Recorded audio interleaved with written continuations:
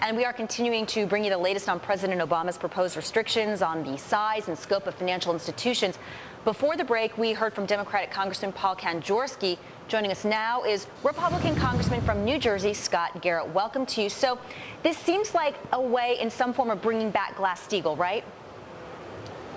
In a way, but it really is what it's about, is bringing back politics to shift from the issue of health care over to the financial services area. Because what we're hearing from the White House is just a brand new proposal when we thought we had already heard from the administration back in the spring and the summer as what the solution is to the problem. So I think it's more about politics and less about substance in this proposal coming out of the White House right now. Fair point. You know, you had health care over here and financial reform regulation over here. So really, two key things on the agenda for many, many months right now. Right. Sticking with the financial reform agenda here, though, isn't it a good thing at the end of the day to reduce the amount of risk banks can take? Wasn't that really at the heart of what led to the financial crisis in the first place? Well, what you really need to do is reduce the amount of uncertainty in the marketplaces, and you can do that by having one plan out there that they stick with and gets through Congress. Because, as you know, we already had a bill that I think Chairman Frank was with the president on this, but laying out his brand new proposal. Well, Chairman Frank had a proposal, went through the House, went through this committee, went through the House, and that had, from their perspective, ways to try to reduce the risk in the marketplaces as far as size and what have you.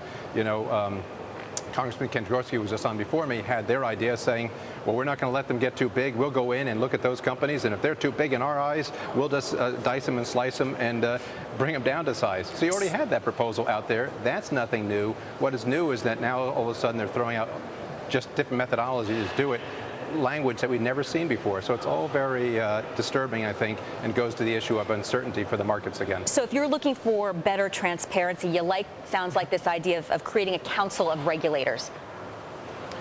Well, the Republicans had a proposal that they never listened to from day one, and we said, yeah, we can bring together some certainty as far as a council of regulators, but we don't want to put in the hand of the government the ability to go and look at your corporation and say, for either business or political reasons, we think you're just too big, and we're just going to bring you down to size. So we wouldn't allow the council of regulators to do that the same way the Obama and Barney Frank's proposal would allow them to do. We think that just invests too much power in the hands of basically politicians to start issuing favors to this group or this industry over other industries. And we've already seen that, of course, how they've been able to do that in certain segments of the market already.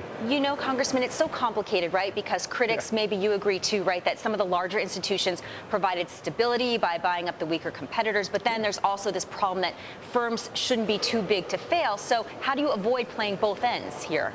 Well, that's a really good point. For all those who say that we have to go back to day one, back to the old rules and what have you, that you can't have this consolidation, well, they have to take a look to see exactly what this administration, to your point, has done.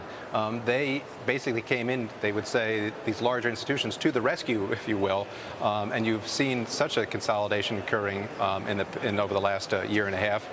And that creates a problem for them. It creates a problem as far as what their strategy is on the one hand, and it certainly creates a problem down the road that if we go through this morass or problem again, they've sort of doubled down their bets by allowing those or encouraging those consolidations to occur.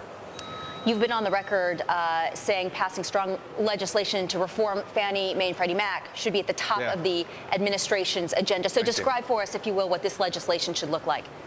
Oh, yeah, absolutely. We just had a hearing today, had another hearing the other day. Fannie and Freddie is not on it. You just talked about the president proposal of things we need to do immediately.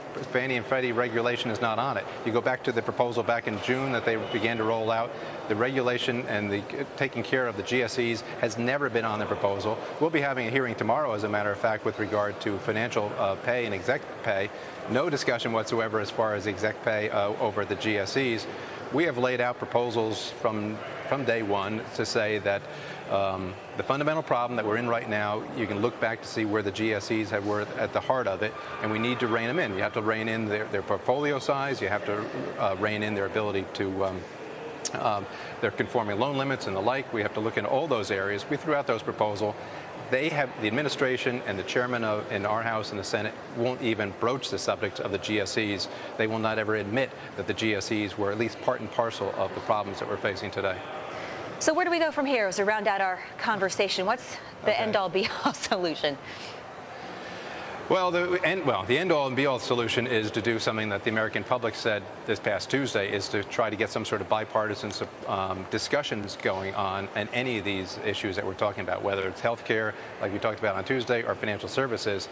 So far, the administration has closed the door on us on each and every one of these areas. As I said, we had a number of proposals. We would love to have that discussion back in January of last year.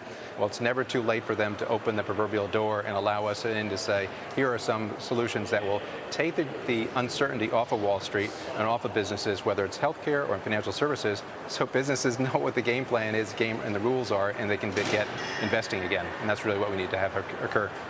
Representative Scott Garrett, the Republican from New Jersey, thanks for your time. Thank you very much. Appreciate the chance to be with you.